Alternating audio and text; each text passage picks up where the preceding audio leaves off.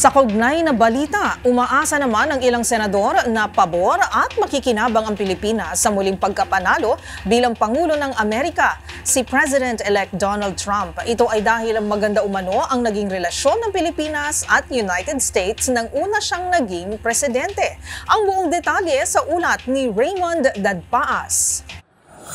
Nagpahayag ng pag-asa ang mga senador na makikinabang ang Pilipinas sa muling panalo bilang Pangulo ng Bansang Amerika ni President-elect Donald Trump, kasabay ng kanilang pagbati sa kanyang pagbabalik sa White House.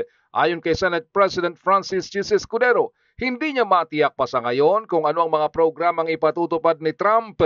Ganun pa man ay naging maganda naman umano ang relasyon ng Pilipinas at Estados Unidos nang una siyang naging presidente. Umaasa si Escudero na pabor at makikinabang ang ating bansa sa kanyang pagbabalik bilang Pangulo ng Amerika. Ganito rin ang paniniwala ni Senador Robin Padilla na sana'y makikinabang ang ating inang bayan. Pinuri nito ang mapayapang proseso ng pagpili ng pinuno sa Estados Unidos.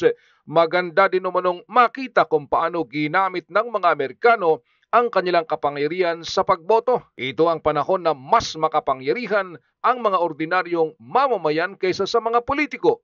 Si Trump ay unang naging Pangulo ng Estados Unidos mula 2016 hanggang 2020 bago siya tinalo ni ngayon ay US President Joe Biden. Para sa MBC TV Network News, ito si Raymond Dadpaas, una sa Pilipinas, una sa Pilipino.